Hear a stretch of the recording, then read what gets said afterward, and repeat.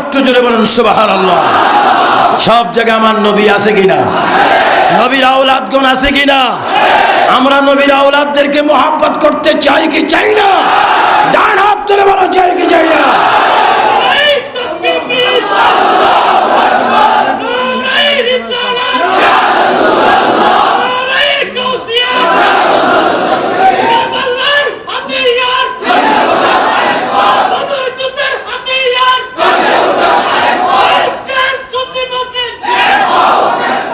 মাশাআল্লাহ বলেন মাশাআল্লাহ। খাতুনে জান্নাত ফাতেমাতুজ জোহরা রাদিয়াল্লাহু তাআলা আনহা কাঁদতেছেন। আল্লাহ পাক জিবরাইল আমিন দ্বারা জান্নাত থেকে পোশাক পাঠাচ্ছেন।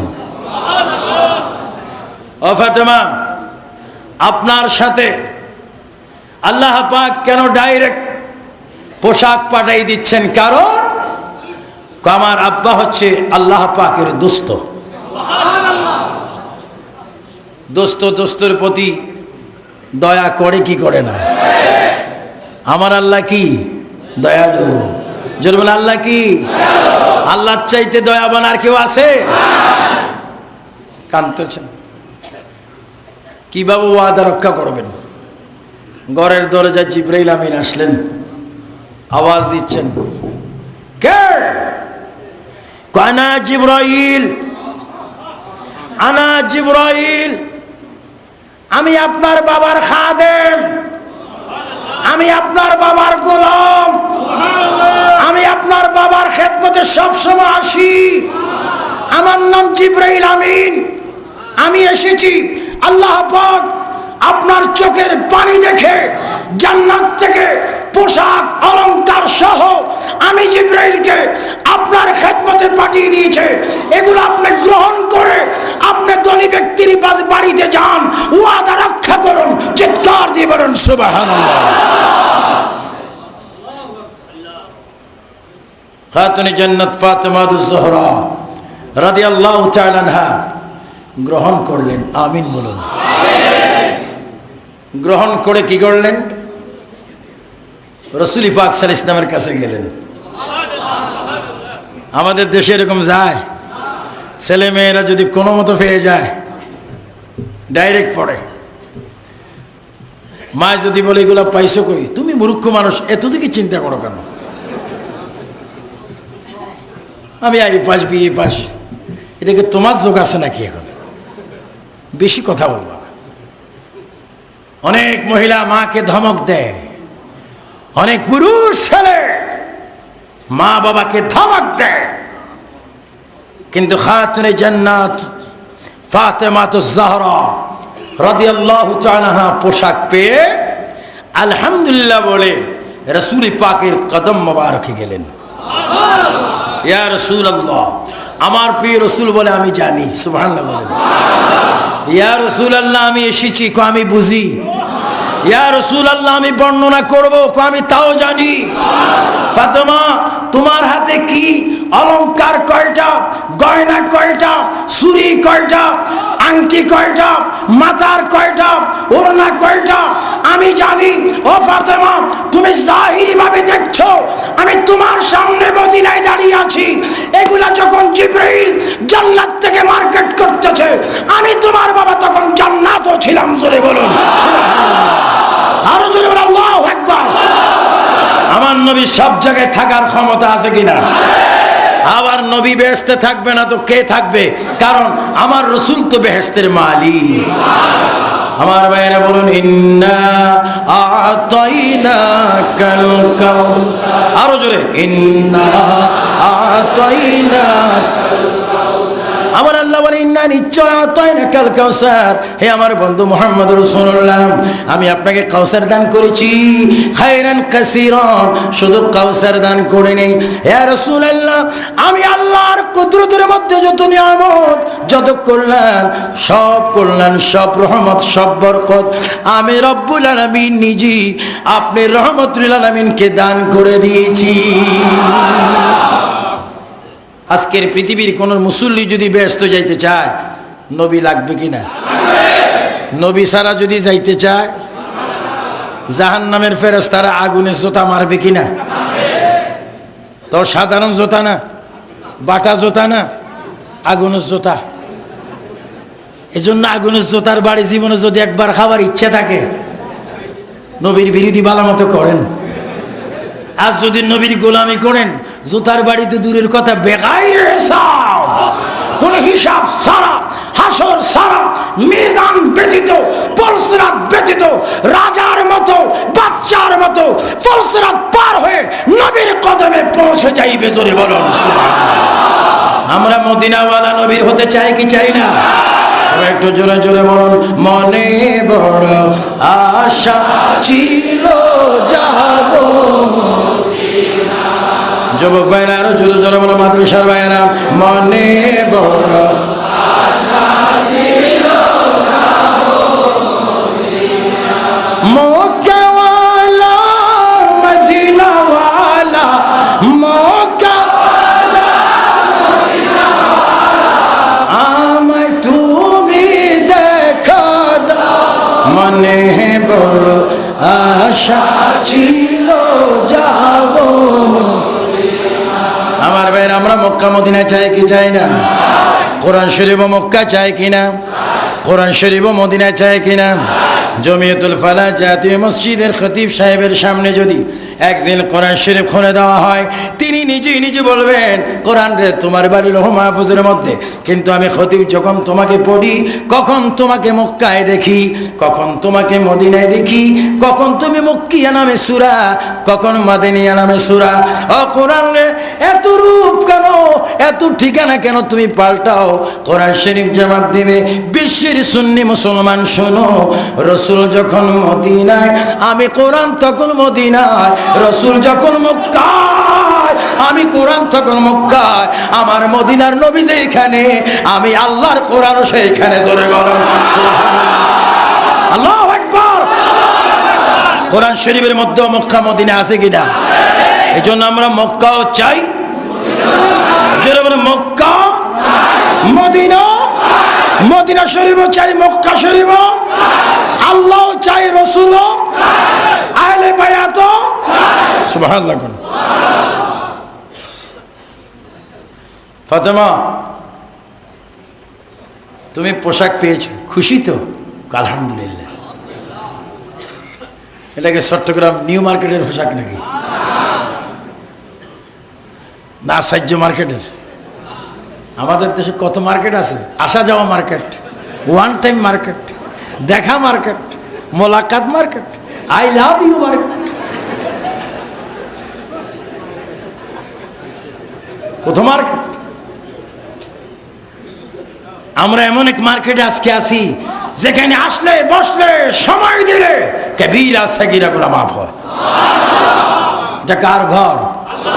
জেরমান, এটা কার ঘর? এখানে নবী আছে কিনা? আহলে বায়াতগণ আছে কিনা?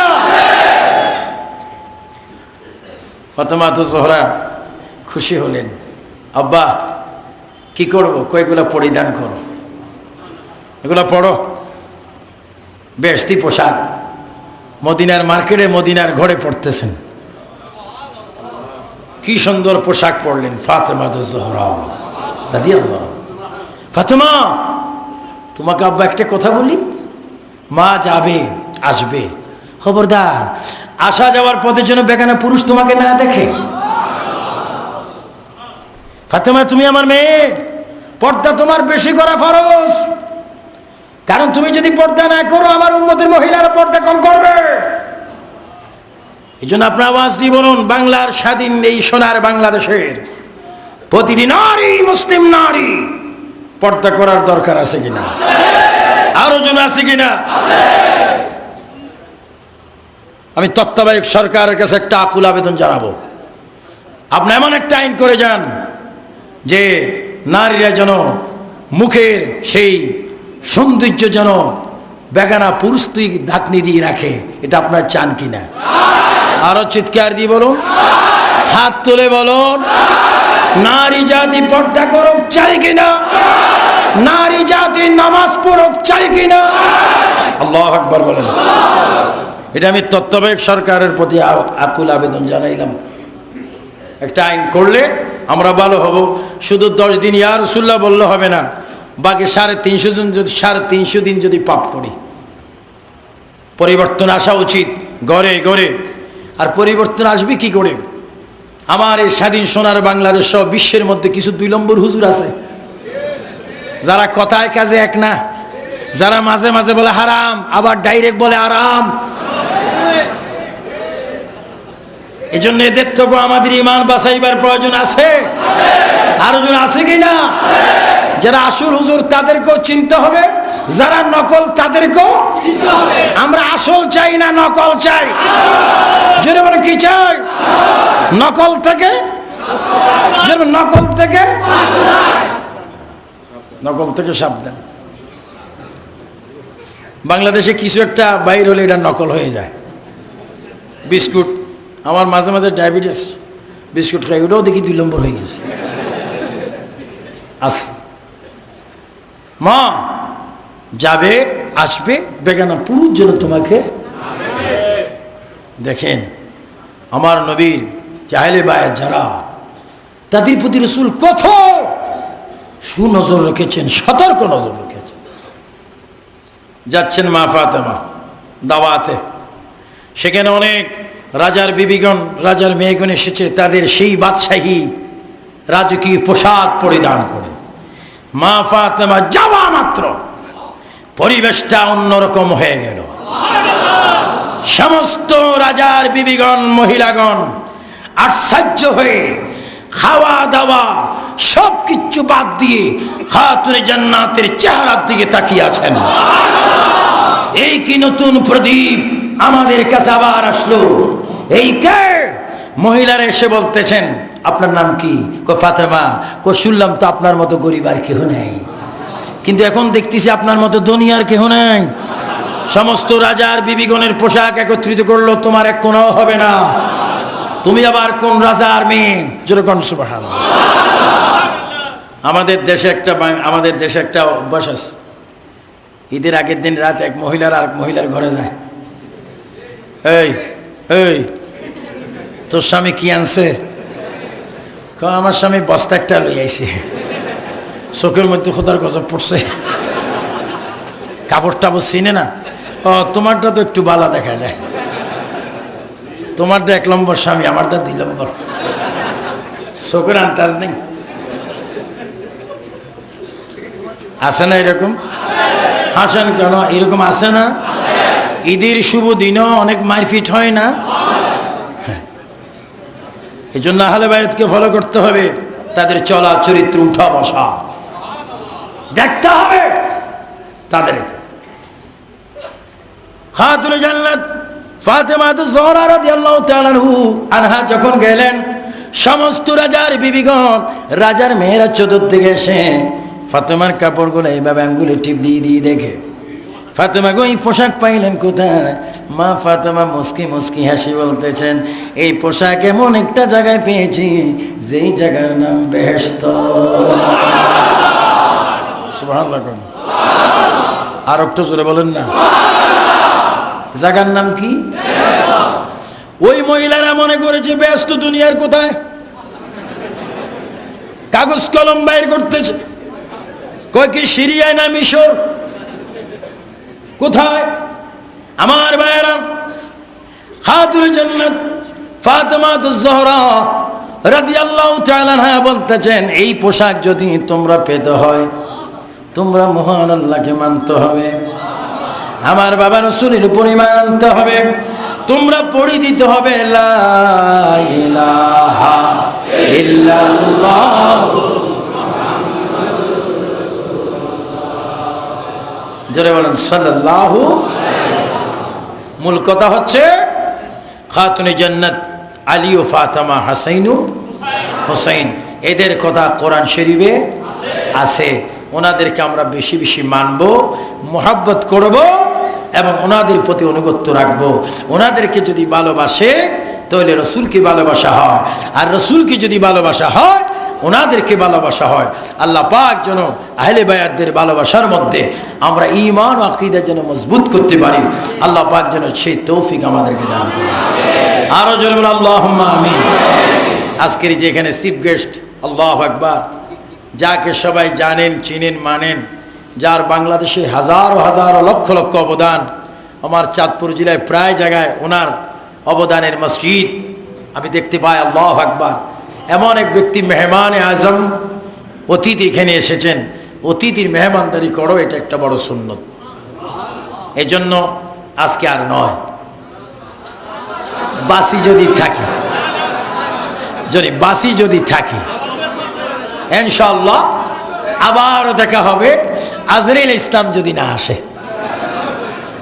এবং আরেকটি ঘোষণা দিয়ে যাচ্ছি, যদি আমার আপনার ইমানে খায় ইনশাআল্লাহ ইয়া রাসূলুল্লাহ, হাসরের ময়দানে জমিয়তুল ফালাহ মসজিদে যেইভাবে আমরা বসেছি, আমরা হাসরের ময়দানে আমার নবীর কদম মোবারকে থাকি, ইয়া রাসূলুল্লাহর স্লোগান দেব, চিৎকার দিব সুবহানাল্লাহ।